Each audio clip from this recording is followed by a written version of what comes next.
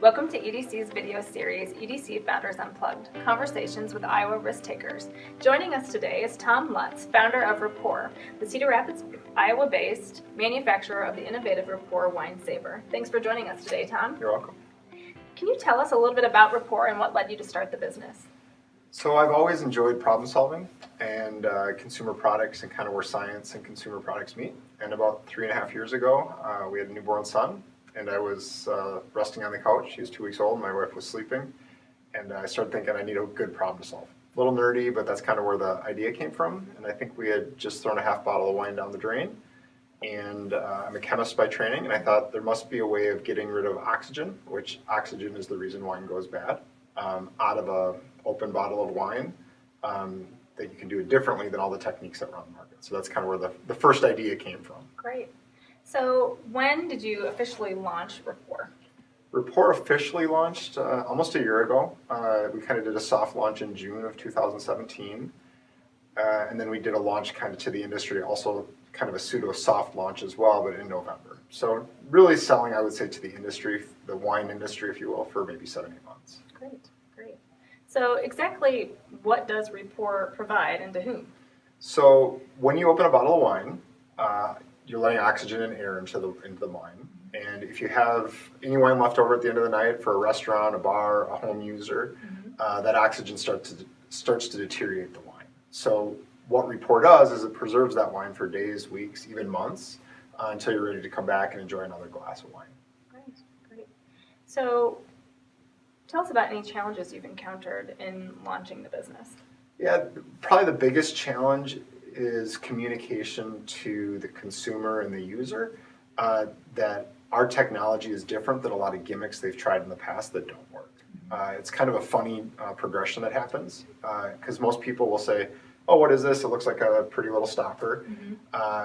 And they say, well, I'll try it. And then they'll come back 4 or 5 weeks later and they'll go, that thing really works. And we're like, we tried to tell you. But so it's an experience thing. It takes the challenge is the time and the review cycle of people to realize what it does is a lot longer than what we expected at the beginning. Okay.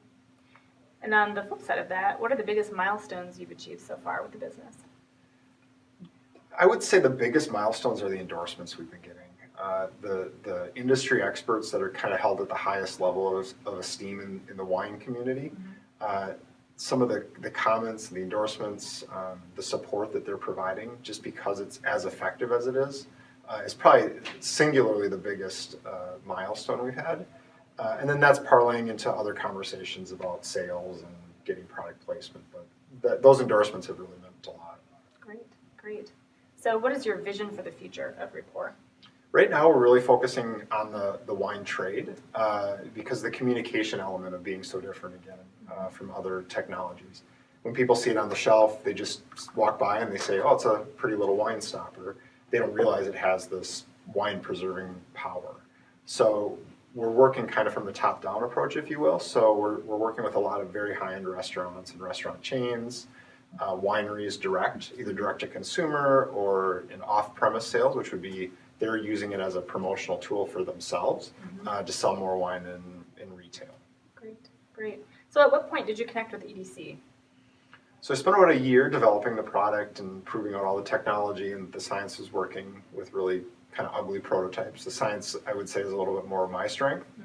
Marketing and branding would probably be on the opposite side of the spectrum for me. So when we realized we had what we thought was a really good product and a good idea in our hand, I kind of walked into the door, and I think that was probably January of 2016, and been spending a lot of time up here ever since, working on branding and marketing and sales strategies. Great, great. So what has it meant to have EDC as a resource to your business? It's been truly invaluable. I mean, I've told a lot of people that the entrepreneurial ecosystem here in Cedar Rapids has really been a surprise to me. I'm not from here originally, lived here about 5 years, and the importance of subject matter expertise when you're launching a business or you're an entrepreneur is really hard to come by. You know, you don't have these extensive resources to go hire a full-time marketing person, for example, or those types of skill sets. So to have access to subject matter expertise is truly invaluable. Great. So, Tom, these videos are being created to help EDC stakeholders better understand the value of the investment they make in our organization. Is there anything you'd like to say to EDC's supporters? Yeah, I mean, for me, absolutely, thank you. Like I said, the value that is provided to us as a new business, the subject matter expertise that's provided here, I truly don't think we'd get it anywhere else, probably in the country, the way it's provided here. So thank you. Tom, thank you for joining us today and for building your business in Iowa. You're welcome.